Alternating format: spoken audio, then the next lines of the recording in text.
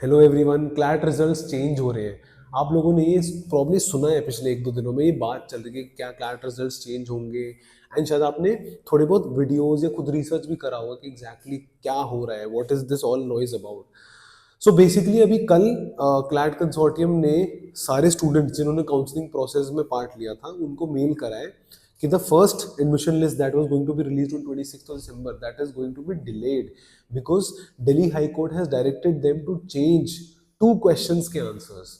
कौन से क्वेश्चन है? एक क्वेश्चन इंग्लिश का है, question 14 of which set I don't no.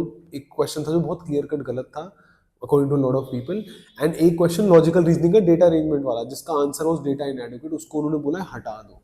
आप लोग मेरे को कमेंट्स में बताओ, आप में से कितने लोगों के ये क्वेश्चन सही या गलत है, या फिर आपका कितने मार्क्स प्रॉब्लम बढ़ रहे हैं। तो ये हुआ, ठीक है। तो मैं आपको सबसे पहले इस केस के फैक्ट्स बताता हूँ कि दिस बॉय जिसने ये केस फाइल किया था उसका 898 रैंक आई है क्लैट में एंड ही स्कोर्ड 87 मार्क्स। उसने 5 क्वेश्चन में ऑब्जेक्शन रेज किया, ठीक है। एंड ही, और कोर्ट में जो फैक्ट्स है उसमें प्रॉब्ली उसने ये मतलब उसने मेंशन भी करा है ये चीज, मतलब कोर्ट ने बोला है कि he was also probably looking कि उसका स्कोर बढ़ जाए ताकि he can probably get into the top 5 NLUs, top 3 NLUs. तो अब केस ने, कोर्ट ने एग्जैक्टली करा क्या है? कोर्ट ने बेसिकली जो 5 क्वेश्चंस थे, 5 में से 3 क्वेश्चंस के तो आंसर उन्होंने बोला चेंज नहीं होंगे। And a very good thing is they have given a reasoning कि क्यों वो आंसर्स नहीं चेंज होंगे। एंड उन्होंने बाकी 2 क्वेश्चंस के आंसर चेंज करने को बोला। Now they have also said one more thing, मतलब वही फैक्ट्स में मेंशन कर रखा है कि 7th को रिजल्ट निकला था, 9th को ये जो पिटिशनर है, this boy who filed the case, इसने ऑब्जेक्शन फाइल किया, मतलब इसने ग्रीवेंस विंडो खुली थी, ग्रीवेंसेस रेज करे अपने। एंड 10th को ही इन्होंने स्टार्ट कर दिया, 9th को ही उन्होंने प्रॉब्ली अपनी काउंसलिंग का जो प्रोसेस है वो स्टार्ट भी कर दिया। इस चीज के ऊपर राजस्थान हाईकोर्ट में भी केस चल स्टार्ट हो, मतलब केस डला है कि आप अपनी ग्रीवेंस विंडो चलते हुए आपने काउंसलिंग प्रोसेस कैसे स्टार्ट कर सकते हो, यू नो। एंड मेरा जो कंसर्न है, मेरा कंसर्न ये है कि फॉर द, मतलब इतने टाइम से there was no communication on part of the CLAT consortium कि जो आंसर की निकलती है हमेशा हमें बस आंसर की निकल मिलती है, हमें कभी भी एक्सप्लेनेशन नहीं मिलता। मतलब आप लोग, मैं पिछली कुछ वीडियोस में I have also spoken about this thing of lack of communication. इतने सारे एस्पेक्ट्स पे there is just genuine lack of communication. And you know what कि मतलब इतने सारे स्टूडेंट्स को मतलब कि ऐसा लगता है कि दे फील कि कुछ गलत हुआ है, कुछ गलत है, and they have never been able to raise their voice.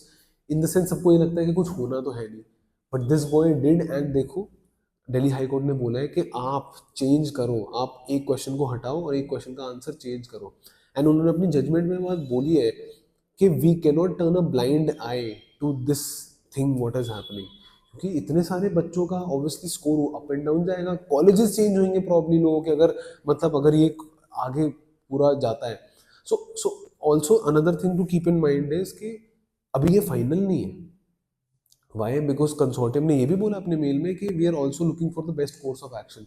They can probably go to the supreme court and file a case, and वहां पे अगर सुप्रीम कोर्ट बोल देता है कि हाँ कि आपको चेंजेस करने की कोई जरूरत नहीं, फाइनल आंसर की जो हमने रिलीज करी थी बिल्कुल ठीक है, तो फिर ये केस वहीं पे खत्म हो जाएगा and the answers will not be change and the rank list will not be updated. But अगर सुप्रीम कोर्ट ये बात बोल देता है कि हाँ the questions were wrong and आपको चेंज करने की जरूरत है, फिर तो ये आंसर की अपडेट होगी, रिजल्ट भी अपडेट होगा। And if that happens, that is going to be such a landmark thing because people do not expect such a thing to happen, you know।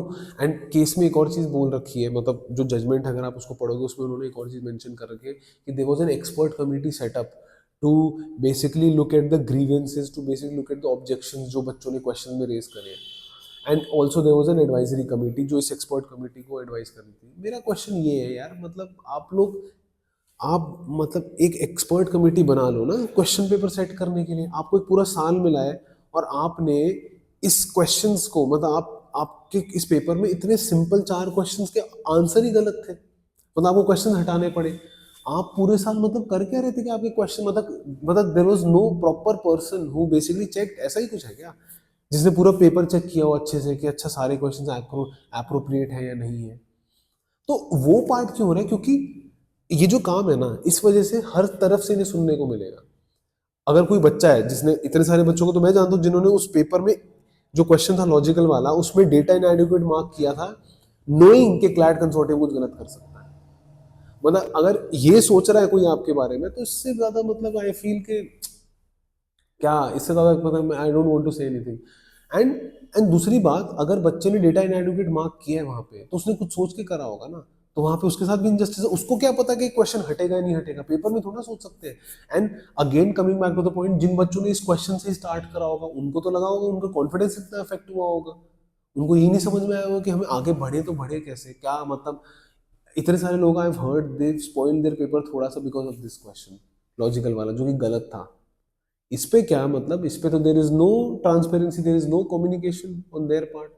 This is what I feel is like unfair. And फिर हर साल इनका जो sample paper निकलता है, that is so much different from the actual paper. इनकी जो syllabus guide है, that is so many times different from what comes in the actual paper. तो ये सब डिफरेंस, मतलब आप दे क्यों रहे हो ये सब चीजें, आप डायरेक्शन दे क्यों रहे हो, सैम्पल पेपर निकाल क्यों रहे हो, why is there a syllabus guide for your exam, जब आपको उसको फॉलो ही नहीं करना। मतलब प्रॉब्लम ये लग रहा है कि देयर इज नो, मतलब कोई कोहेरेंट प्रोसेस नहीं है ये सारा। ये मतलब आपस में there is like lack of communication among these people only. And बच्चों को at the end of the day गुजरना पड़ रहा है इस चीज से, they are the ones who are suffering.